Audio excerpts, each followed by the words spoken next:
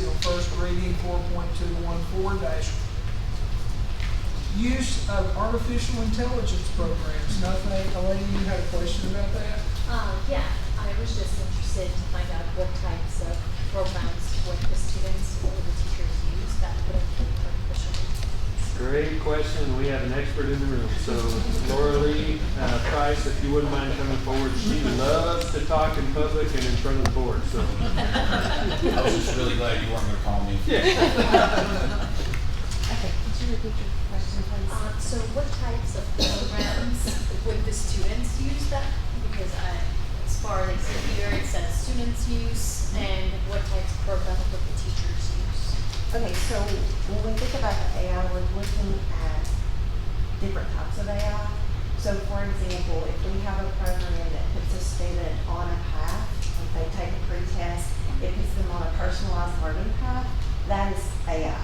It's not what we would consider like generative AI. So generative AI would be if you were to put in a prompt. So you give a description and the product puts out a picture. Or you put a text in and say you would like a story about this, and it comes back with a response. So we're talking about some different kinds of things, but I think probably what you're interested in is the generative AI piece.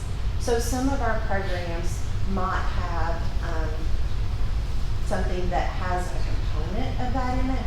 So we have a digital program called Canva that is used to create, and it has a generative AI piece where a student can go in and put a little short prompt and get a picture or a graphic back. So something like that. We also have something like Google Gemini, and it is, you've probably heard of ChatGPT. So it is Google's ChatGPT basically, if you want to think of it that way. And so when we're thinking about what that looks like and how that might be used by teachers and by students, because we have the educational part of Google, we have the educational part of Gemini. But it's still only a 13 and up user group, so we would not put somebody lower than that on there, and it has what I would consider guardrails. So it has filters in place, and they could use it depending upon how a teacher expects them to. So for example, it might be that they are writing an essay and it's going to help them with an outline, not the essay, but an outline. So we can, the teachers will learn how to help students navigate. Being able to use artificial intelligence right now is a skill set. And if we can help our students and our teachers navigate that, then they're coming out of high school with a skill that is in high demand. And so we have an opportunity here to work with students and with teachers. So that's kind of different aspects that you might see from a student perspective. As far as the teacher perspective, of course, they can do kind of the same kinds of things. Something as simple as helping, Grammarly, if you've heard of Grammarly, it's the same kind of thing. You're putting your things in, but you're really just trying to improve the writing that you're going to put out in the newsletter. Or it could be that they want some ideas for lesson planning. So it's a place to go for that. But that being said, those kind of large language models, they have, especially the text-based ones, they are known to hallucinate, is what we call it, or they may give you inaccurate information. And so part of what you see here is being able to help both teachers as well as students navigate that and understand. Does that answer your question? Yeah, thank you. and we are, Laura Lee's probably going to get to this, but we are obligated to adopt a policy pertinent to new state law dealing with artificial intelligence and any potential use within the classroom setting. This is the first reading on this. We would like to, because the law is in place now, we would like to approve on first, second, and third in one step tonight if the board approves that. It is a requirement now that we have it.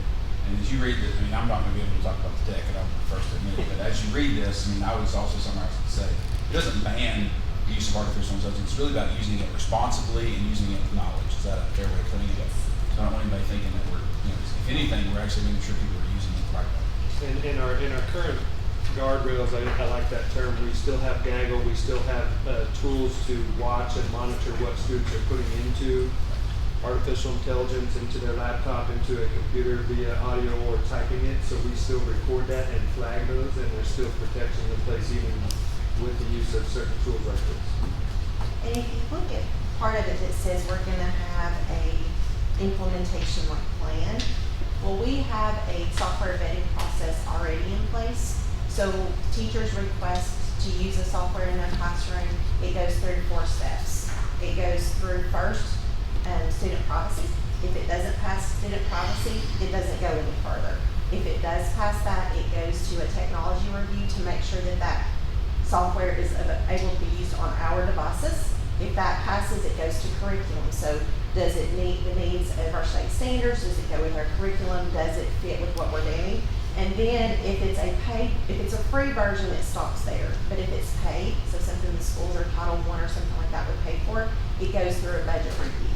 So they do have to put in how they're going to use it, which students they're going to use it with, and what they expect the outcomes to be. So we do have a pretty thorough process there. And we utilize Learn Platform, which is where, coming at the very end, it says the notice to parents. We will be rolling out our Learn Platform, basically Hawkins County public-facing site over the next month, and it will list every approved software product in the district. So anybody in the public will be able to see these are the things that have been approved.